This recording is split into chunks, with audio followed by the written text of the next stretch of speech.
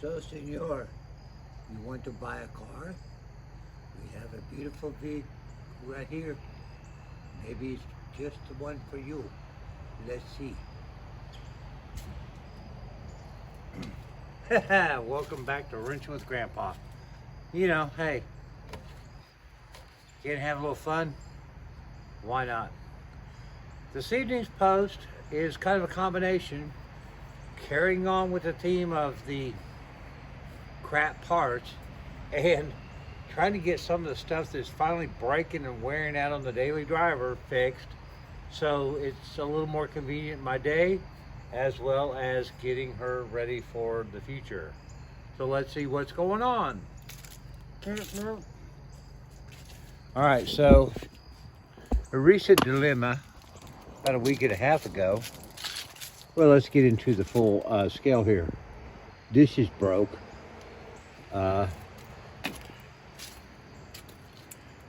Volvo, in their wonderful design concepts, there is a cable that goes from your latch to your door handle, and the mechanism housing behind the handle is all nice steel, but where the steel cable attaches to the assembly, it's plastic, and it broke. So I have to roll down the window and reach out and use the exterior door handle to open the door.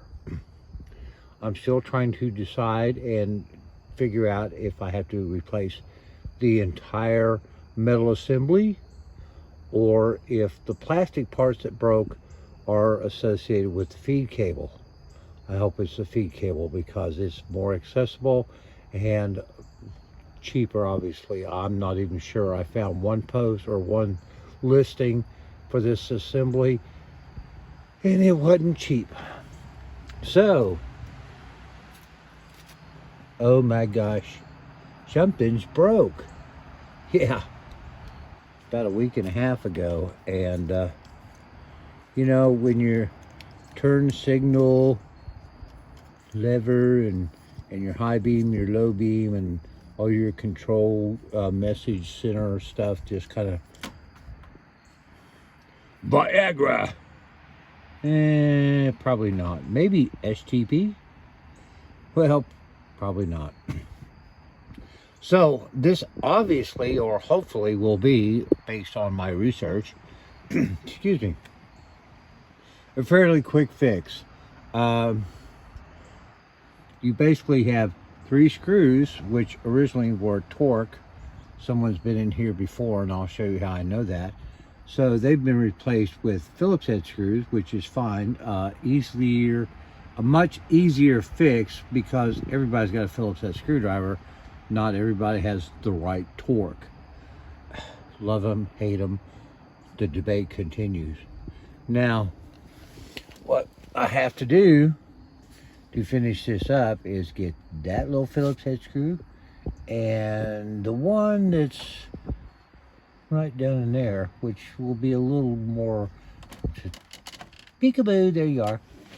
Get those out, and then let's zoom back, Mr. DeMille.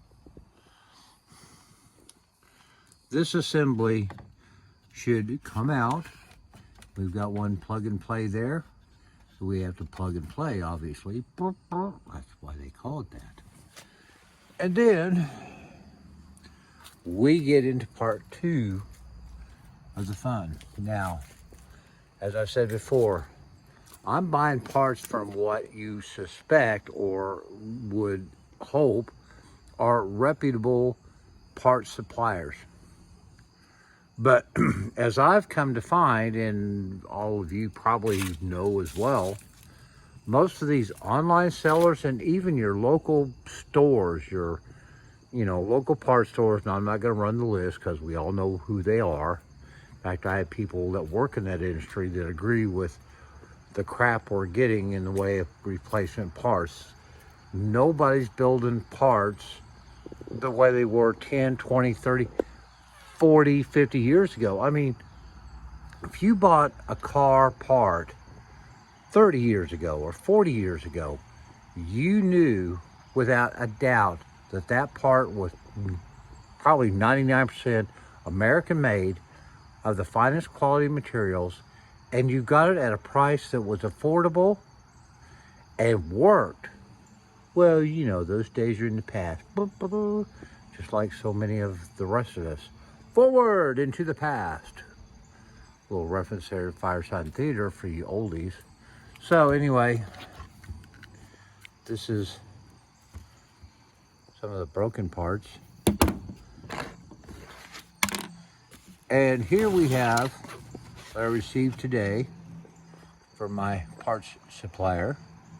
A quality design, quality built, standard part. Well, let's see. Quality designed, quality built. Standardbrand.com SMP.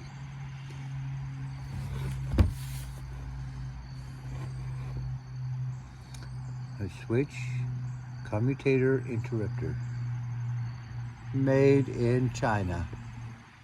And distributed by Standard Motor Products, Northern Boulevard, Long Island City, New York.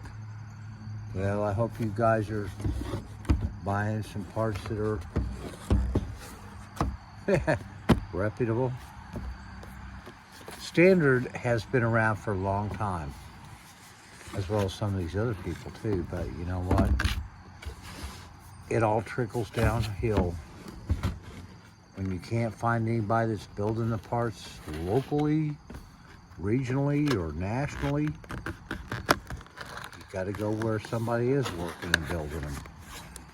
Unfortunately, what and where and who is substandard. And that's because we have made manufacturing in our country just unprofitable. Okay, so we got a nice plastic bag. Dude, look, fishnet stockings.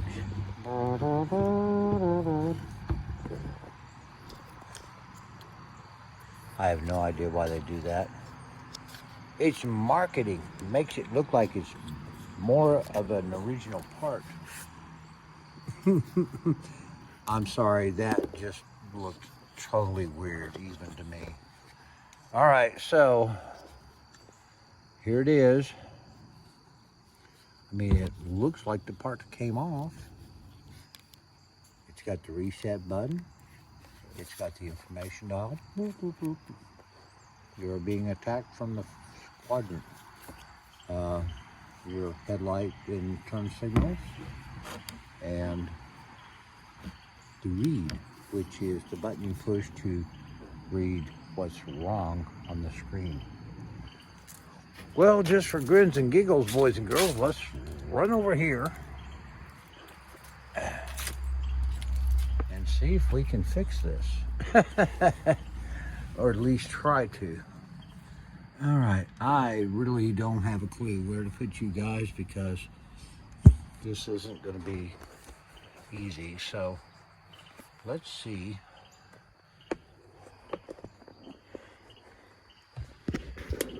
If I can put you over here.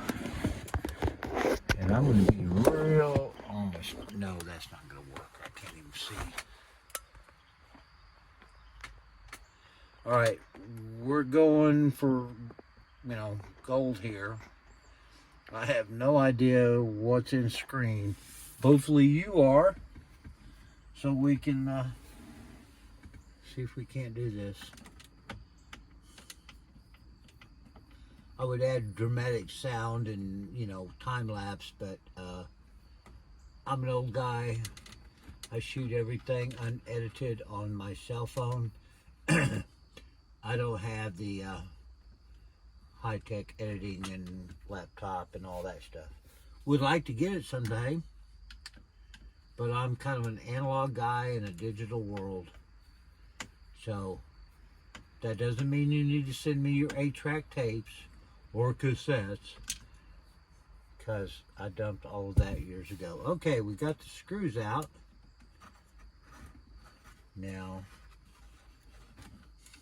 of according to the information I had, this is supposed to come out relatively easy. Ah. All right. Blow the cheese, Cheeto out of there. Well, okay, the old one's out.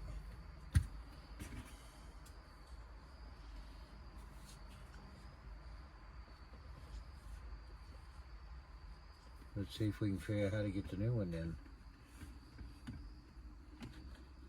Okay, that goes in there. Pull that down. Make sure we have everything hopefully lined up properly. Well, so far so good, boys and girls. All the holes match. All the plugs apparently seem to be matched. Now if I don't lose a screw in trying to put it back together,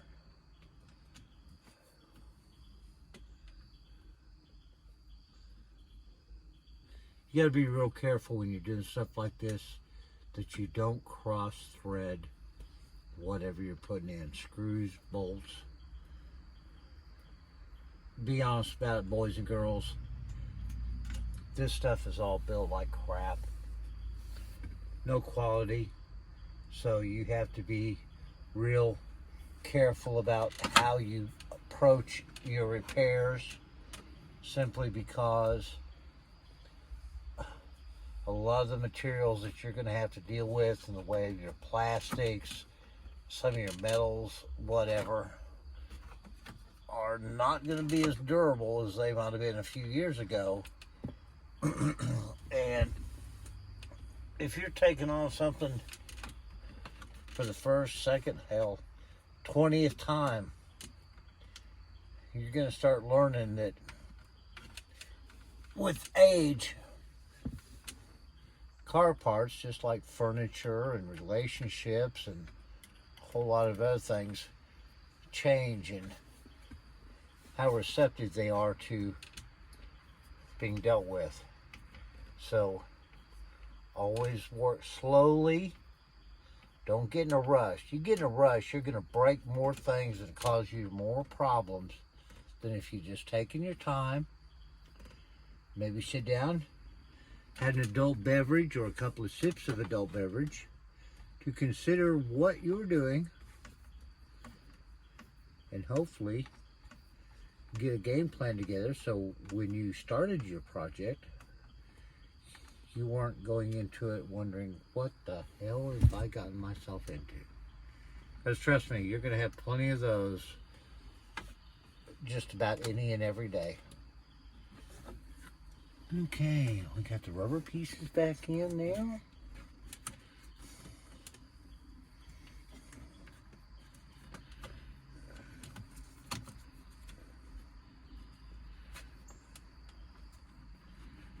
Come on.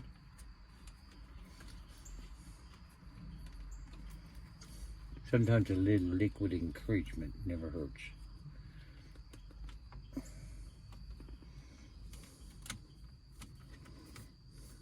All right, there we go. Now, this part,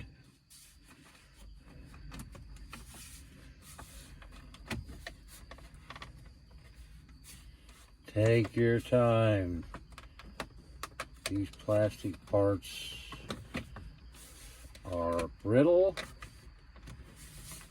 and you're going to find most of the time you're not going to be able to go to a salvage yard and find them. And if you try to buy them new from the only people you can get them from most of the time is going to be a Volvo outlet, you're going to pay a huge amount of money for them. All right.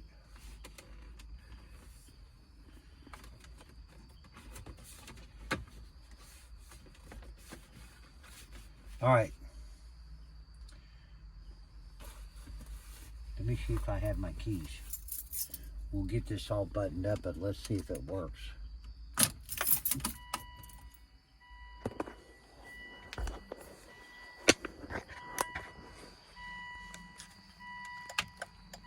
Ah, turn signal. Turn signal. Information.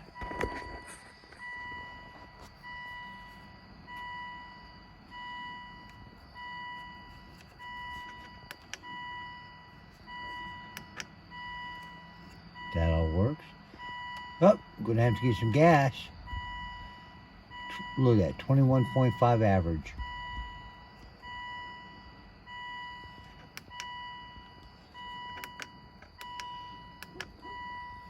All right. I'm sure if I turn on the headlights,